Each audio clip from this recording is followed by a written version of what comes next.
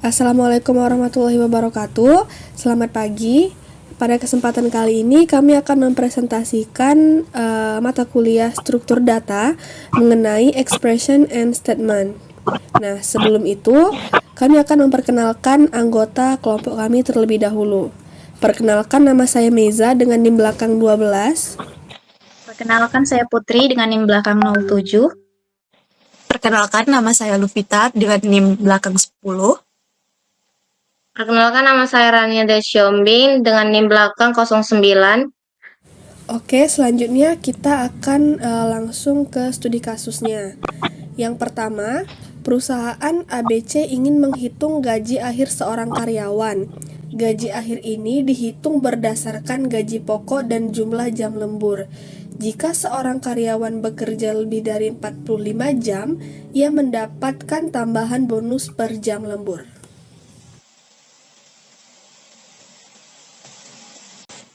Baiklah, berikut merupakan codingan dari studi kasus yang pertama.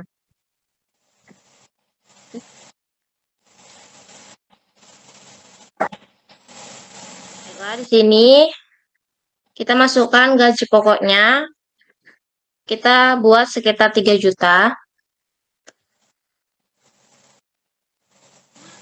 Untuk jam lemburnya kita bikin di atas dari 45, sekitar 65. Dan untuk gaji akhir karyawannya itu adalah 4 juta. Selanjutnya, untuk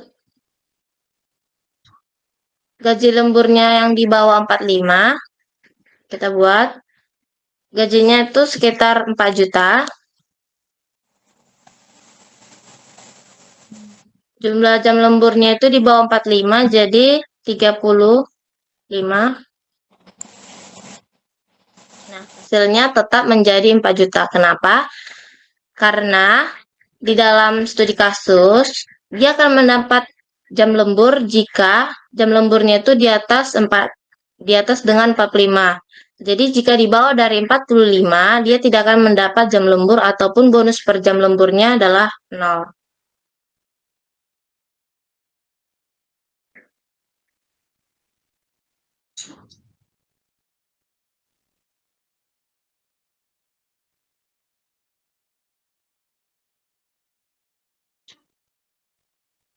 Baiklah, untuk penjelasan studi kasus yang pertama, itu yang pertama ada ekspresi, yang dimana gaji pokok ditambah dengan jumlah jam lembur itu lebih dari 45.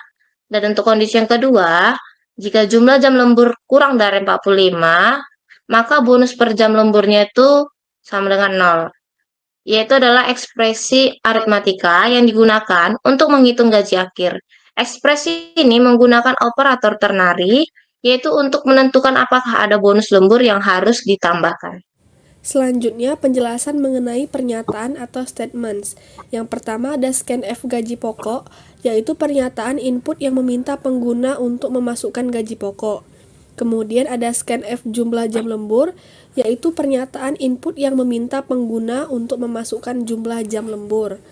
Lalu, terdapat dua kondisi, gaji akhir sama dengan gaji pokok, ditambah jika jam lembur lebih besar dari 45, maka akan mendapat bonus 50.000 per jam lembur.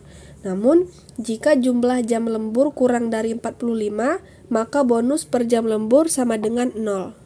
Merupakan pernyataan assignment yang menyimpan hasil ekspresi ke variabel gaji akhir.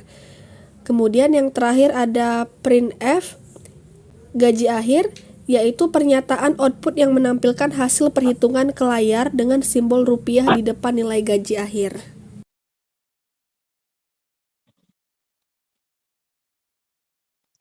Oke, selanjutnya soal studi kasus yang kedua. Universitas memiliki kriteria kelulusan skripsi sebagai berikut. Nilai skripsi atau tesis skor harus lebih besar atau sama dengan 80.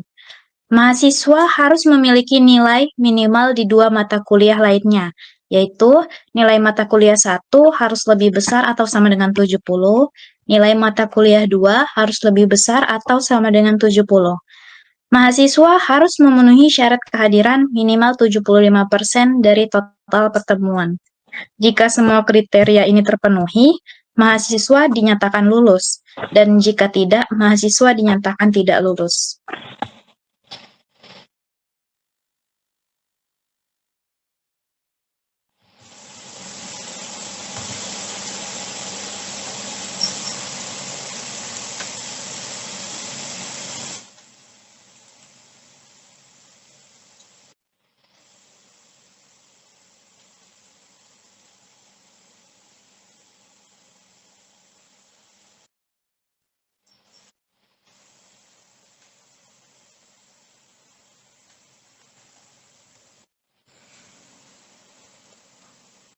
Oke, ini adalah program untuk studi kasus yang kedua. Kita run programnya. Pertama, kita masukkan nilai skripsi. Kita coba masukkan nilai skripsi di atas 80 dan nilai untuk mata kuliah di atas 70. Oke, misal total pertemuan ada 16 pertemuan dan jumlah kehadiran full untuk 16 pertemuan, maka mahasiswa dinyatakan lulus. Pada kondisi seterusnya, kita masukkan nilai skripsi di bawah dari 85 dan nilai mata kuliah di bawah 70. Total pertemuan masih sama, maka mahasiswa dinyatakan tidak lulus karena nilai skripsi dan mata kuliah itu berada di bawah yang ditetapkan. Untuk nilai skripsi tidak boleh di bawah 80 dan mata kuliah tidak boleh di bawah 70. Karena ini tidak memenuhi, maka mahasiswa dinyatakan tidak lulus. Lalu untuk kondisi berikutnya, kita coba jika nilai skripsinya itu lebih besar dari 80 dan nilai mata kuliahnya yang tidak memenuhi, misalnya di bawah 70, 65. Nah, lalu total pertemuannya 16, tapi jumlah kehadirannya itu di bawah 75%, misalnya 10. Hanya hadir 10 kali dalam 16 pertemuan, maka mahasiswa dinyatakan tidak lulus. Karena salah satu dari skripsi dan mata kuliah ini ada nilai yang tidak memenuhi, dan jumlah kehadiran ini di bawah dari 75% dari total kehadiran, maka mahasiswa dinyatakan tidak lulus.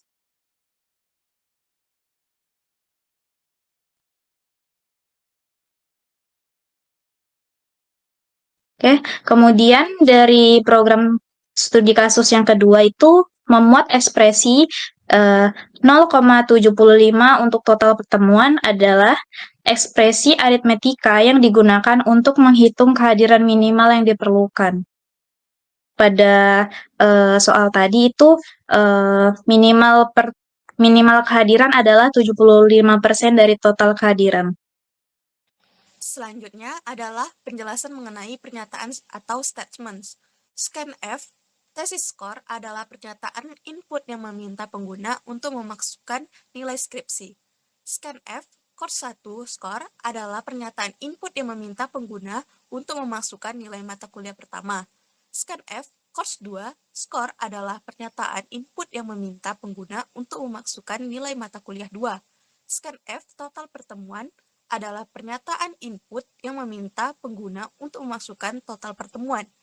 Scanf kehadiran adalah pernyataan input yang meminta pengguna untuk memasukkan jumlah kehadiran. Integer kehadiran minimal 0,75 adalah pernyataan assignment yang menyimpan hasil ekspresi ke variabel kehadiran minimal. If thesis score lebih besar sama dengan 80 dan course 1 score lebih besar sama dengan 70, dan course 2 skor lebih besar sama dengan 70, dan kehadiran lebih besar sama dengan kehadiran minimal, adalah pernyataan kondisional yang mengevaluasi apakah semua kriteria kelulusan terpenuhi. Printf, mahasiswa dinyatakan lulus, dan printf, mahasiswa dinyatakan tidak lulus, adalah pernyataan output yang menampilkan status kelulusan ke layar.